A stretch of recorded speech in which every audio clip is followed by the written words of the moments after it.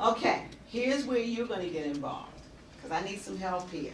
Okay, you know, I don't want people sleeping. I just want you to be involved. We're going to create equity, and I'm going to show you what the essential building blocks are for a successful short sale. So what I need everybody to do is take out a piece of paper. If you do not have a piece of paper, borrow one. Borrow it. And when everybody gets a piece of paper, quickly, because I got to get to REOs, let me know. Raise your hand. Everybody got a piece of paper? Yeah. I want everybody, that was weak. Yes. Everybody yes. Okay, I want everybody to participate. It would make me feel so good. Thank you. Okay, draw, and I need a big box. Draw a square box, just a square. That's all it is, just a square. Everybody draw a square? Yep. Okay, draw a line down the middle. Got it. Okay, line cross. Got it. Okay, it looks like a window, right? Yep. Then just do a triangle on top. Kind of looks like a house when you do a triangle on top, right? Everybody draw that? Yes. Okay, so we're gonna fill this in. It's only 5 blocks in this house, or this model of a house. These are 5 essential things. If you have these 5 things, you can do short sales all day long. I guarantee you. Is good looks one of them? I got that. You know, the bank can't see your looks.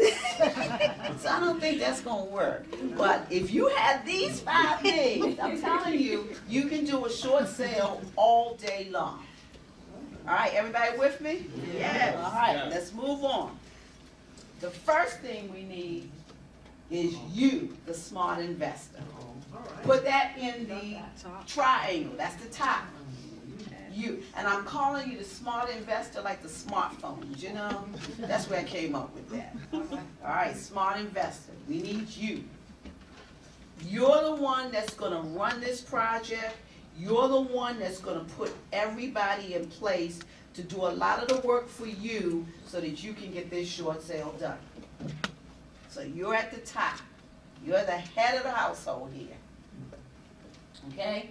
But you need a few skills or a few things that you need to know in order to do this. Okay? You need to know how to analyze and evaluate properties to determine what your purchase offer is going to be.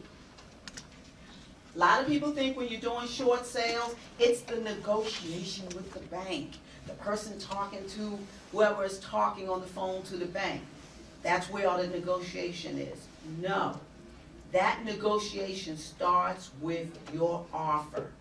You putting in a good offer that makes sense, that you're going to be able to back up at a later date. And in order for you to do that, you got to be able to analyze properties. Okay? You need to be able to estimate the property repairs. I'm not talking about estimating like you a rehabber. Okay? That's not what I'm talking about. But you certainly can go in a house with a checklist and check off what's wrong with it. There are many tools out here on the internet. Here I go again. See? I tell you, I know about this stuff. Can I use it? Hey. All right? But my husband or someone on my staff can use it. Hammerpoint.com is a very good tool that we like. It is free. They have a free version of it. It will, you go in, you check off the stuff, and it's going to spit out the repairs for you, the cost of the repairs.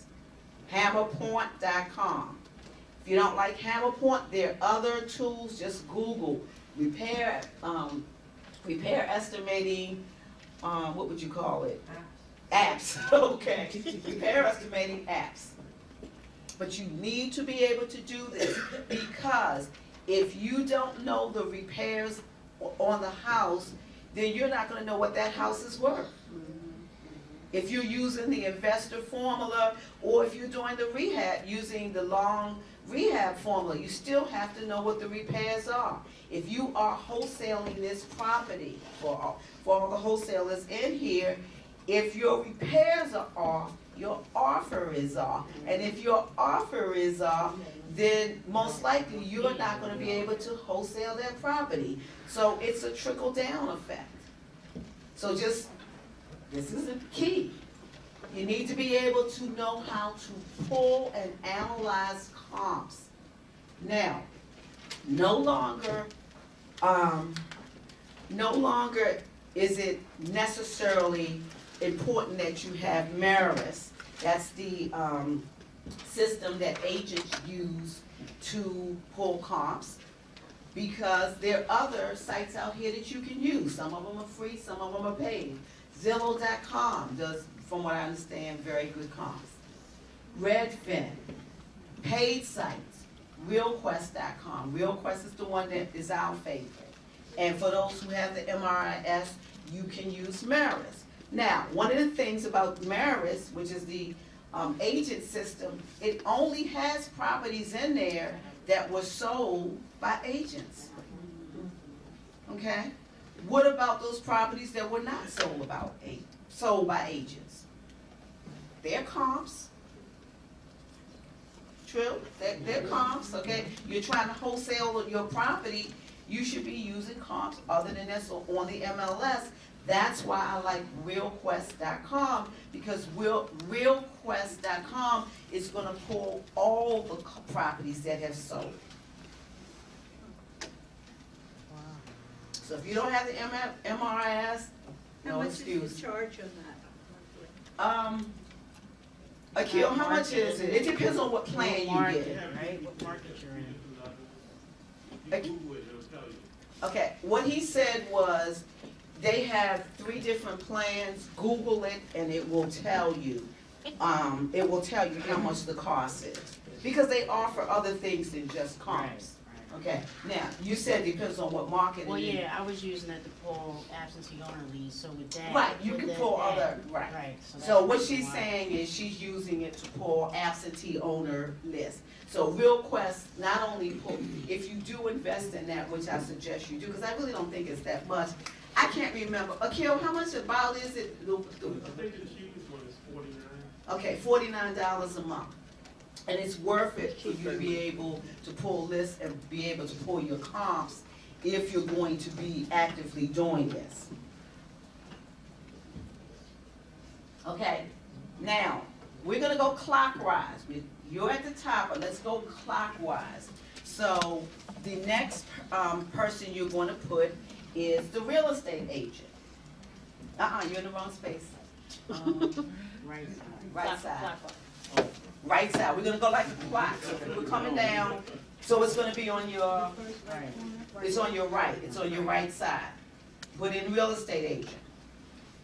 Real estate agents are key to the short sale process.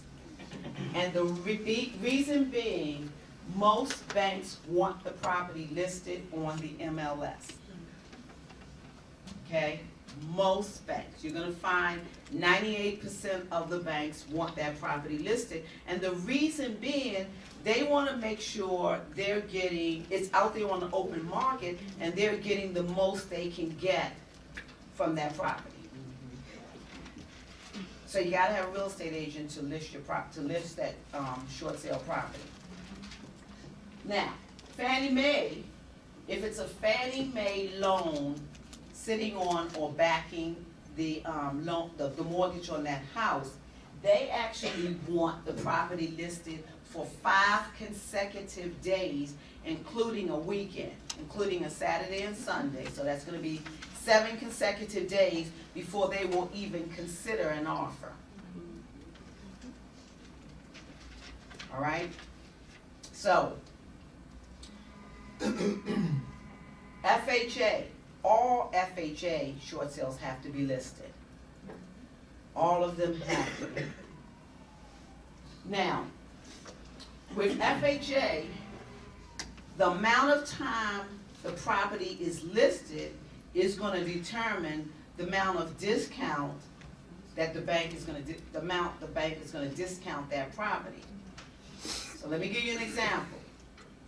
If the property is listed 30 days or less, and an appraisal is done, FHA does not do BPOs, they only do appraisals. So, FHA does an appraisal on that property, it comes in at $100,000, they want $88,000. Now, this is good information to know, because, so that if you come across a house that has an FHA loan sitting on it, and you pull your comps, and you estimate at what that property is gonna appraise for, and an example I gave you, if it comes in at $88,000, can I buy it at $88,000? No, I can't.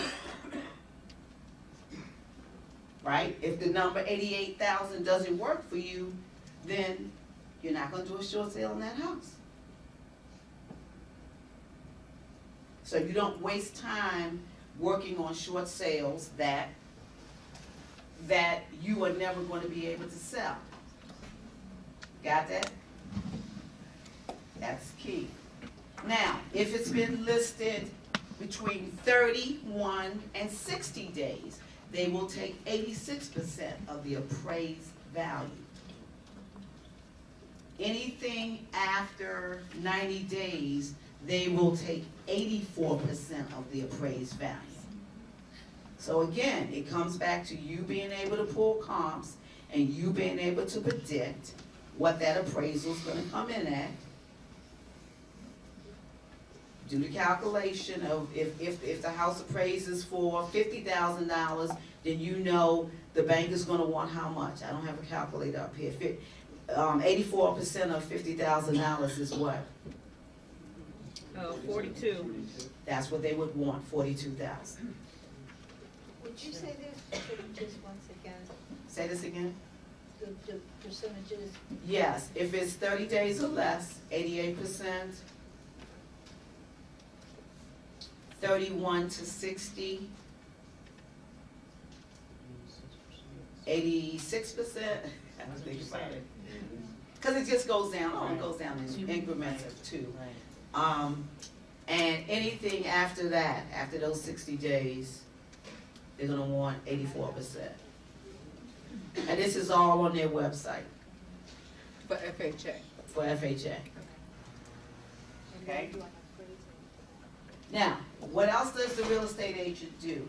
They're the liaison between the seller, the bank, and you, the buyer. They collect and handle the paperwork. I'm gonna tell you, okay? It's a lot of paperwork. And to have the agent to be able to do that, to me, is a blessing. And I used to handle paperwork before the law changed. So having the agent collect that with the seller, the agent gets all the paperwork, sends it to the bank. You don't have to do any of that. To me, that's great. All right? They prepare the purchase contract and your offer to the bank. So this little one-page, the one-page contract that you use for wholesaling, 1 or 2 pages, you cannot use that. It needs to be on the realtor's contract. Now, here's the thing though. The real estate agent is not going to tell you what your offer should be. We're not allowed. Okay, you're not allowed. We're not allowed. You're not allowed, okay. They're not going to suggest what your offer should be. You're at the head. Who's the head of this project? Who's the head of this household? I am. You are. You're an investor. You're the smart investor. So you tell that agent what you want your offer to be. Don't depend on anyone else to let you know what you want to pay for that house. Okay. Also, how do you locate a real estate agent? Because you're going to have to work with real estate agents. You have to. All right. There's a website, CDPE. Do we have any certified agents in here? Can you tell? I can't remember. What does that mean? Certified distressed property expert. But now, certified what? Certified distressed property expert. Certified distressed property expert. Now, you can go to this website, and these are agents on here who've at least gone through that training. To get that certification, you have to go through that training and learn how to, and I'm gonna say handle the paperwork, and you have to learn some, about a short sale, okay? Now, when going to that site, you can break it down by area to determine I'm looking for an agent in so-and-so area. Just because that agent is on that list doesn't mean they've handled short sales.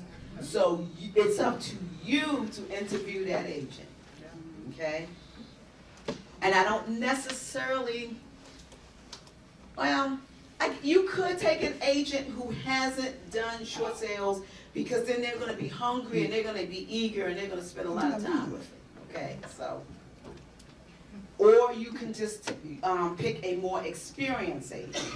Either way, it's a matter of interviewing that agent and being comfortable working with them. And I'm gonna give you some questions that you should be asking the agent. Because, and let me just make another point. Also, the experienced agent is not always the best agent. The experienced agent, sometimes people have a lot of experience. Correct, Charles? Correct. Not you. Where's he at? I'm still going to say correct. Charles, correct? Correct? Okay. All right. Just because they have the most experience, they can kind of hinder or interfere with your deal. All right? You can go on Maris. If you have access to Maris, or you know an agent that has access to Maris, you can go on there, put it in by the area that you're interested in, and you can actually, a list of agents will come up, and it will tell you all the properties that they've closed. I would go back for at least 2 years to see how many short sales they've closed in the last 2 years. It works, okay? REIA meetings. You can come to REIA meetings or meetings like this and ask other agents, ask other investors, who are they using? Who's your agent? All the agents in here, stand up again, please. Everybody needs to, stand. Okay, lady in the green, if you don't stand, you can't be my agent, because that means you're not running to that BPO. There you go. Everybody take note of who these people are, because you need an agent before you get that short sale. When you get that call, you don't want to be running around looking for an agent, because I'm gonna tell you, while you running around looking for an agent, somebody else may get to that property. So make sure that you see these agents in here, get their cards.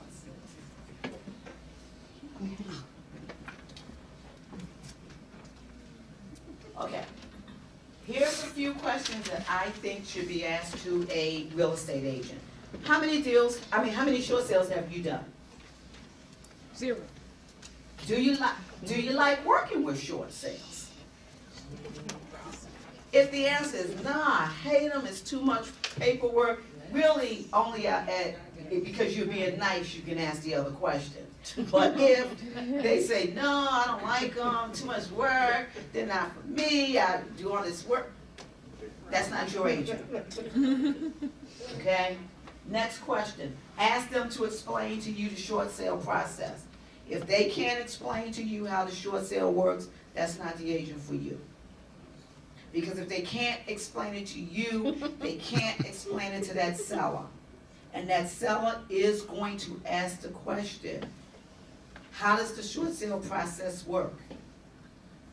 And that agent has to be confident and has to be knowledgeable about short sales in order to work with your seller. Because if they're not, they're going to cause you to lose the deal. Also, will you attend the BPO, that's the appraisal, or will I be required to meet the BPO agent?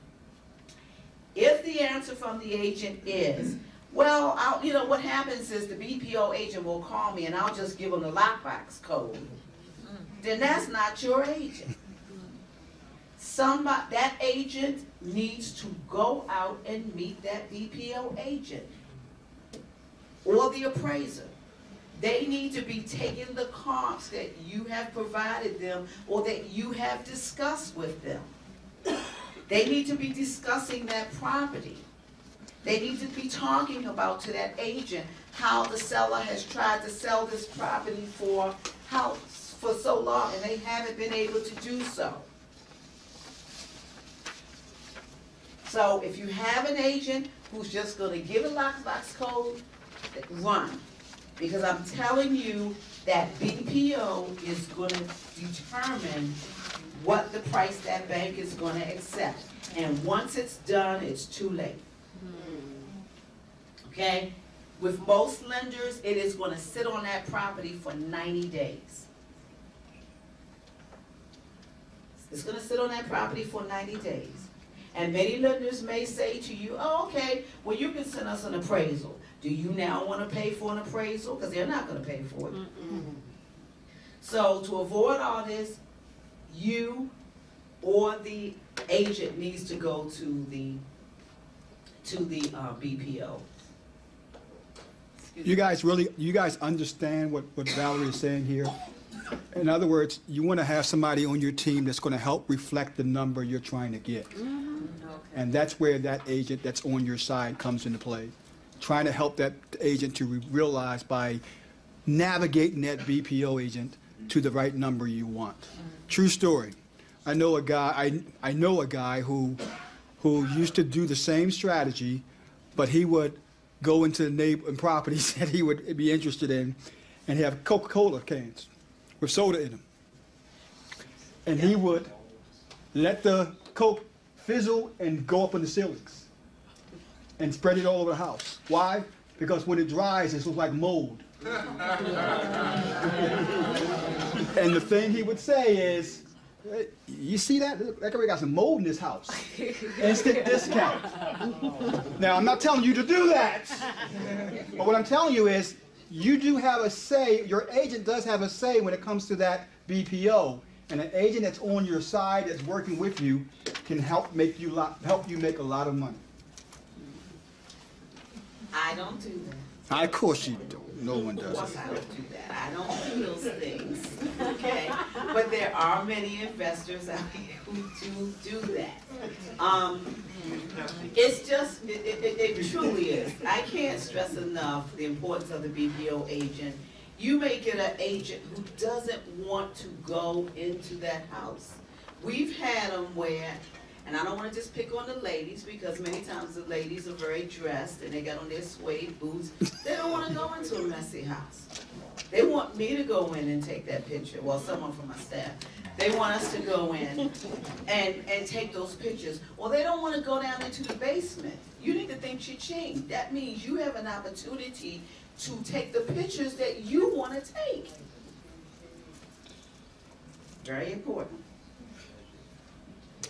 Okay, let's keep on. You still on the Coca-Cola bottle, huh? Okay, let's keep on our next.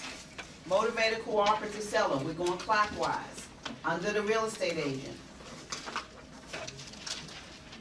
Motivated cooperative seller. Now,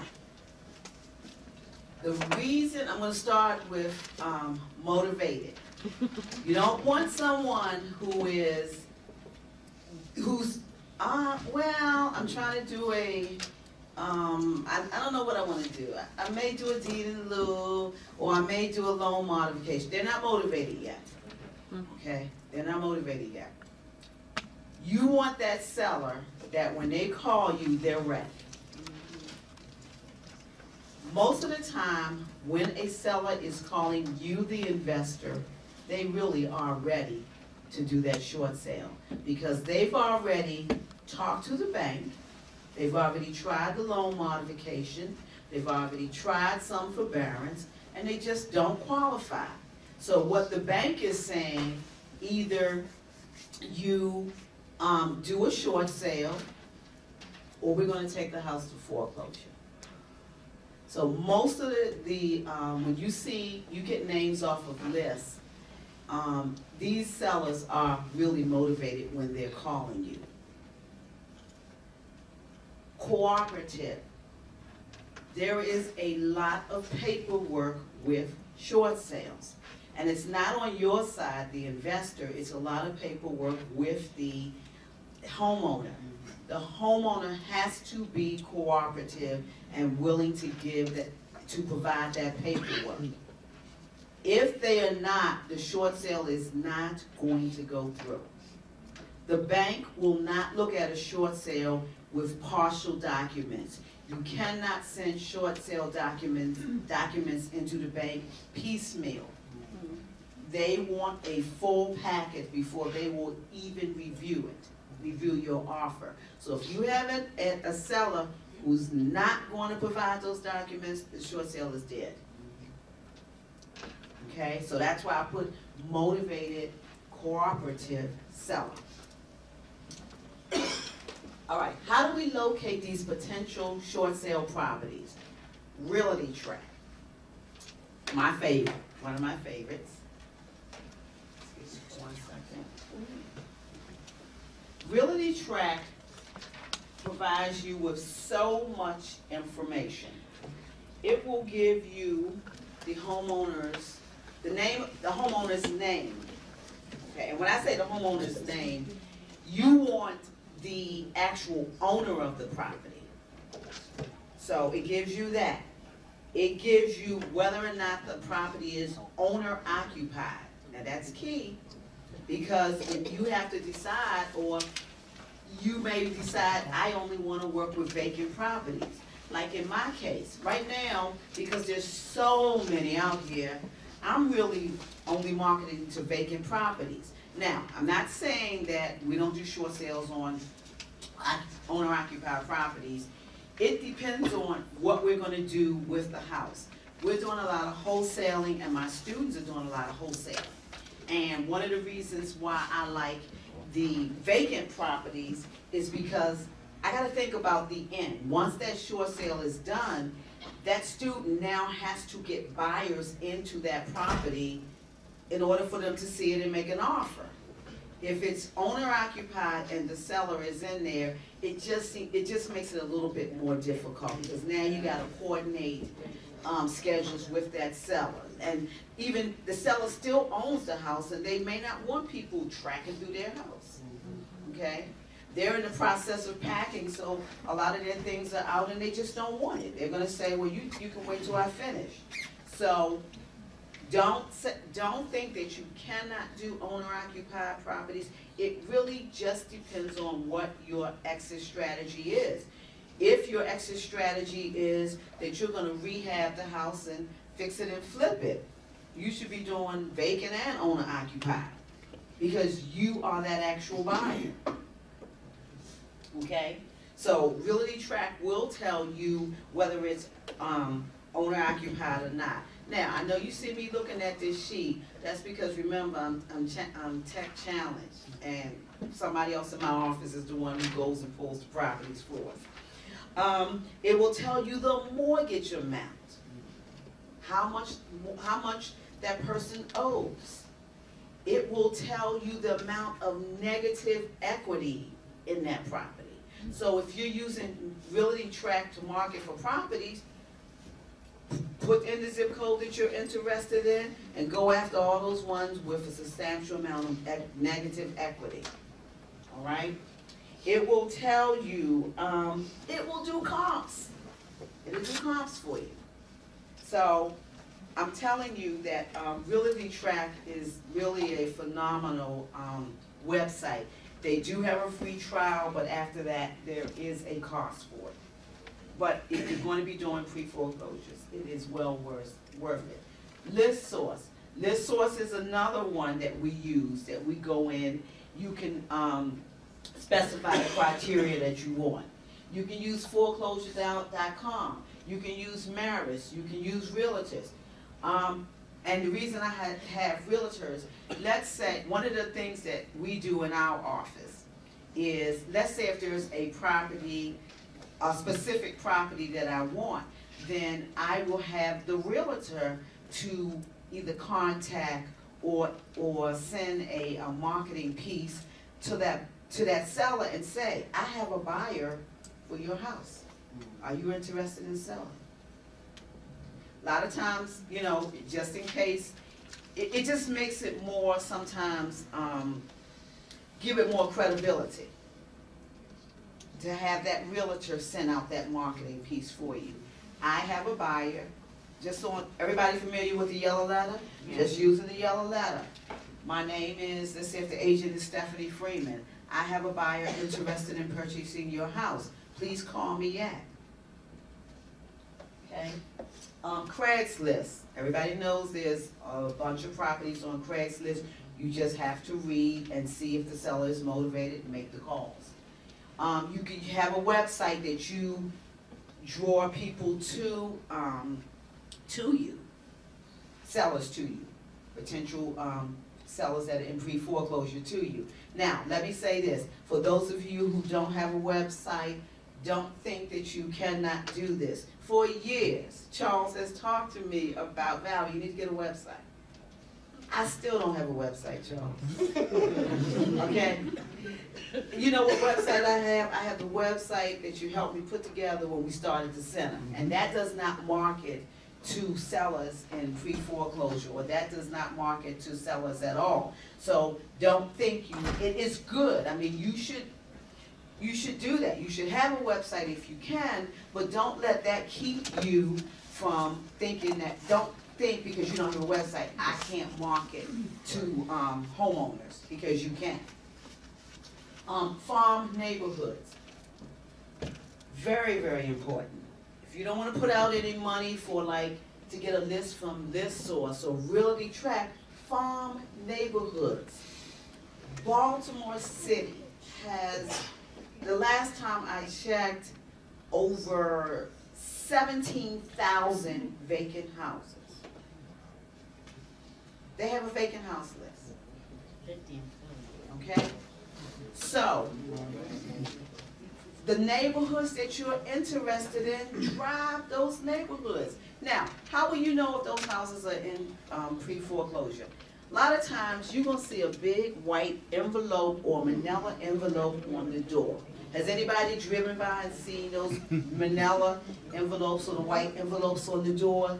That's the bank that has stuck that on there saying, we're getting ready to take your house to foreclosure if you do not do something within the next 30 days. That's that notice of intent to foreclose that the bank has to send out. So you can just drive, I'm gonna get to you. You can just drive neighborhoods looking, or vacant, or looking at houses that look like they may be vacant. The newspapers are thrown up, the mail. You can tell, you really can tell kind of when a house is vacant. Correct? You can tell. Okay. You, and then you. Okay, one of the issues that are out here recently are the squatters, or what you call them, I think that's what we call them. They're squatters, yes. And actually, they have, is it tenancy in common after 30 days? If they've moved their stuff in there, and they've been in there for 30 days, and have had their utilities on, you can't just get them out. You can't. Okay. The bank will, I'm gonna let the bank deal with that. The banker, if they're squatters, and the bank will offer them cash for keys. So I'll let the bank deal with that. It's not, as a buyer, it's not my responsibility. So all I gotta do is just let the bank know about it, and that's it. The bank will take care of They in that. your house. It just happened to a short sale that was approved, and this was a realtor, another realtor, who, you know, was explaining to me the issue. This was in PG County, in Fairwood. A squatter moved in, and they showed up a lease. So they have to give them notice to move. Now, now that's different. A squatter doesn't have a lease. Well, he created a lease. Okay, but the seller, all the seller would have to do is say they didn't sign it. And in PG County, they've set up a special department just to deal with this issue. Okay. Okay, that's Yeah. nice to know, because it's huge. If there is a lease, this goes back to doing owner-occupied properties or tenant-owned properties. If there is a lease, the short sale is not gonna go, the short sale is not going to go through until the people are out. The bank's not gonna do it anyway. The bank is gonna offer them what is known cash for keys. They're gonna offer them money to leave. On the other hand, if it's an RE, when it goes to auction, let's say if the bank took it, it wasn't a short sale, and the bank actually took it to auction, then what will happen, the bank will have to honor that lease until that lease is over. Okay. Lady right there in the hat. I just wanted to know, when you go on Craigslist, how do you know what is a short sale? Like, what am I looking for? You're looking for properties. You're not gonna, you may or may not know, because people aren't gonna put on behind. So it may say, sold as is, Motivated seller. motivated Must seller. sell today. Must sell Quick right sale. now. You know what I'm saying? Must sell now. Those type of things, those are the buzzwords that you're gonna be looking for. Something to give you some indication that they're motivated. And a lot of times when you call them, they may be behind on their mortgage. Now, if they're not behind, so what? That doesn't mean you can't work with that house. Remember I told you we had one student that made $22,000 because he was marketing and he got somebody that wasn't behind on their house. But you still have to know how to evaluate the house to determine what you can make off it. Bankruptcy, real quick. A lot of times what homeowners will do to stop the foreclosure sale, they will file bankruptcy right before the sale, okay? That stops that sale immediately. They can actually file it 10 minutes before the sale. Long as they do it and it's stamped before the sale takes place, that stops the sale. So you want to look for bankruptcies. You can go on actually Pacer and you can look for bankruptcies that are discharged or dismissed and their properties attached to them, okay? Bandit signs, everybody knows what bandit signs is. Put your bandit signs up. I'm not gonna say do it the right way because I don't know if there is any right way. I'm on the tape. No, Valerie's not saying put up bandit signs, okay? Because that's illegal. Okay, put up bandit signs legally the way you're supposed to. Put them up. I think that if you put them in the ground, it's supposed to be okay. You know how the agents put them in the ground when they're having open houses and stuff like that. Okay, so that's just another way. Moving right along. Okay. Here's how you're gonna market. Once you get your list of homeowners, and you don't need a lot. You don't need a lot. Okay, you could do 5 a day. You know, if you have a list, because a lot of times, like on List Source, or when we pull lists, Akil, what is it, like $50 or $60, you can get a list of 300 names. And so you may not be able to, unless you know how to do yellow letters, how to mass produce them. We mass produce ours. You could do maybe 5 or 10 a day.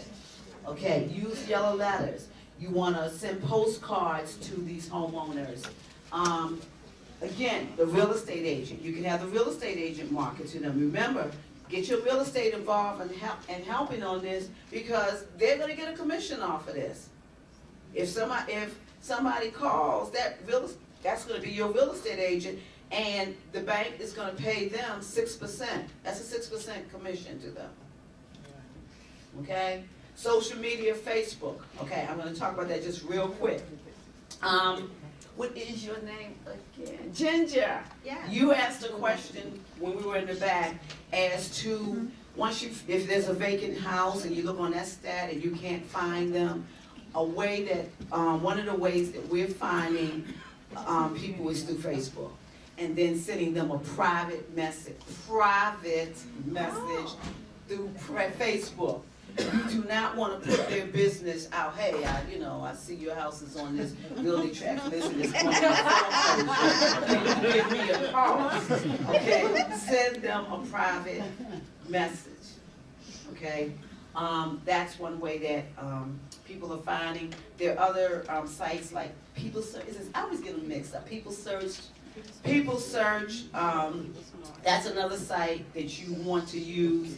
They have a free trial, and so wait till you get a list of people that you want, or a list of names that you want to start looking up. Okay. All right. Okay. Bank incentives.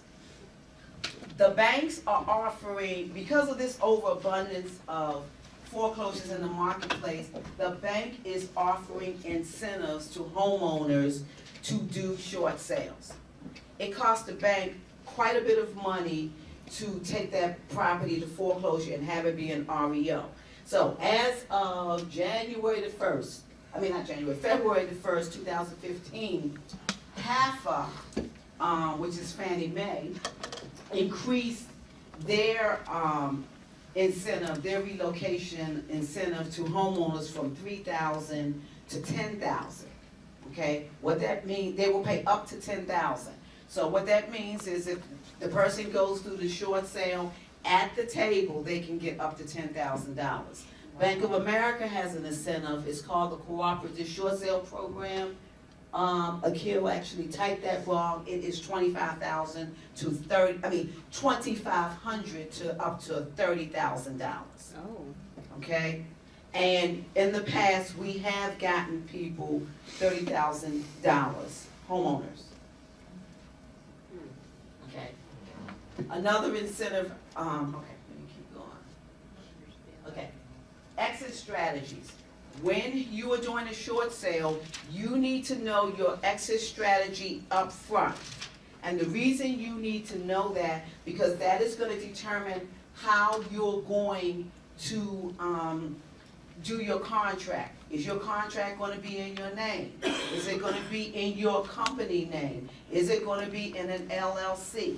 And what I mean by that, when I say your company name, if my company is Valerie Scott Homebuyer LLC, if that's the company that I'm using all the time and I want to keep, but I know that I am going to wholesale this short sale, then I cannot use that company, because the only way that you're going to be able to wholesale that short sale is to do one of these up here, an LLC assignment, which is the most common.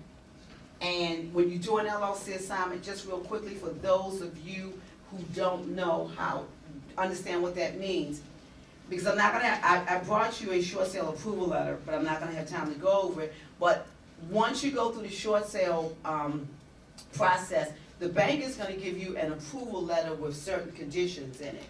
And one of those conditions could be that you have to hold that property for 30, 60, or 90 days. What that means is you cannot sell that property for 30, 60, or 90 days, okay? And if I know that, then I'm a wholesaler. What I'm going to do is I'm going to do a LLC assignment. I'm not going to sell the property, but I'm going to sell the company. Okay, I see puzzled faces. What I'm saying is, if the name, so I would not do Valerie Scott Homebuyers LLC, because I want to keep it as my personal name.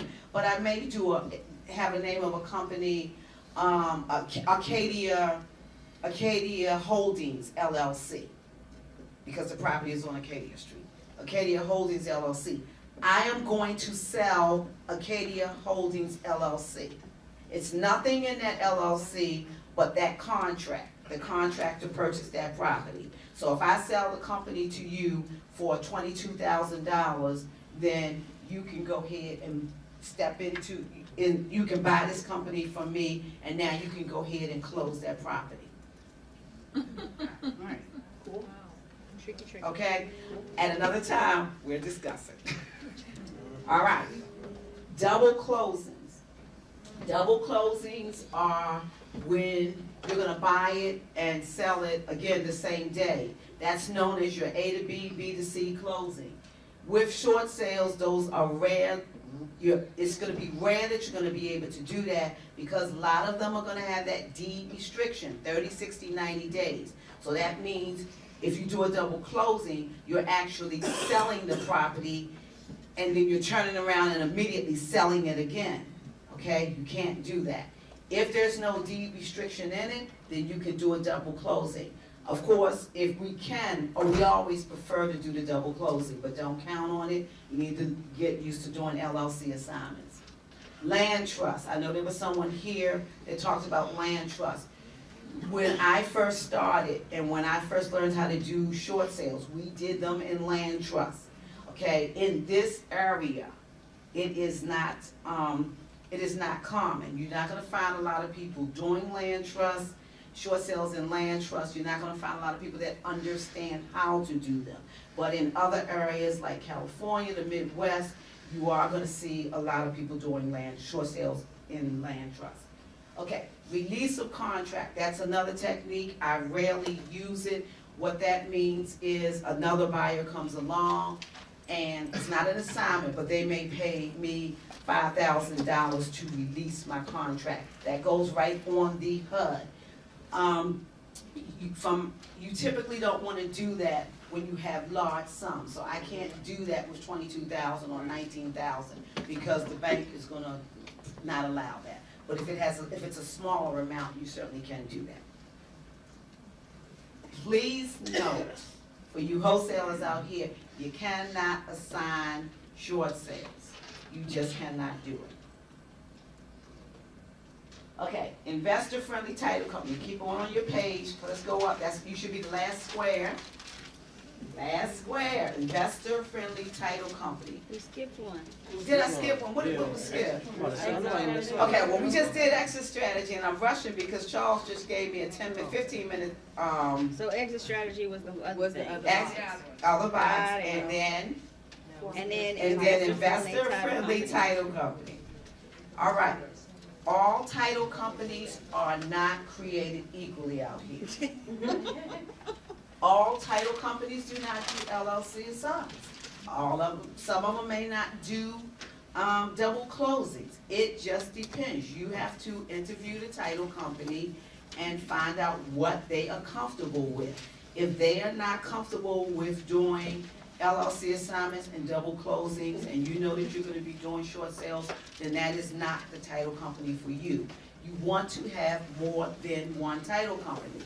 When I first started doing these short sales, one of the ones that I first did in downtown Baltimore, the attorney that I used, that's how I learned how to do LLC assignments. And that was, 14 years ago, because he did not like double closings. He said to me, Valerie, they're not illegal, but it's a lot cleaner if we do the LLC assignment. That was just his preference. So it's gonna be difficult to find one title company that does everything that you want them to do. I don't have one title company that does everything I want to do. I can think of one who can do everything I want to do in Maryland, but they're not in DC. Okay, you see what I'm saying? So if you're doing properties in other areas, you just make sure you have more than one title company. You want to have at least minimum 3 title companies on your team. You want to always be asking investors who are closing properties, who is your title company? Who are you using? Should you have more than one attorney? Yes, yes. But not necessary. Title companies are run by attorneys. Oh, they are? Yes, title companies are run by attorneys. Okay? All right, so this is what these are your essential building blocks for short sales. If you have all of these in place, I'm telling you, you will be a successful real estate short sale investor. Now, I'm not gonna go over the short sale approval letter, okay? I was gonna show you the deed restrictions and all like that, but I don't have time to do that. If you wanna know what type of loan is sitting on the house, if you suspect that it is a Fannie Mae or Freddie Mac loan, here are the websites where you can actually look this up. Remember, you want to know what type of loan is sitting on that house, because that's going to determine if there's going to be that deed restriction 30, 60, 90 days. So you need the address and the homeowner's social security number. The seller may not give it to you, but that's information that they certainly will give to the seller, their social security number. You mean to the agent? I mean to the agent, I'm sorry, to the agent. And then their agent can look it up for you. Okay, I'm gonna have to turn, I see people writing, but you can I think Charles is, it should be on your tape, right, Charles? Okay. All right, some advantages to doing short sale investing. In most cases, no earnest money deposit. In most cases, no earnest money deposit. How you doing, Charles? Okay. All right. I know agents are going to have a problem with that. There is nowhere in the real estate commission or any regulations that you have that say that there has to be a earnest money deposit. So when I am doing my short sales, I do not put down earnest money deposits.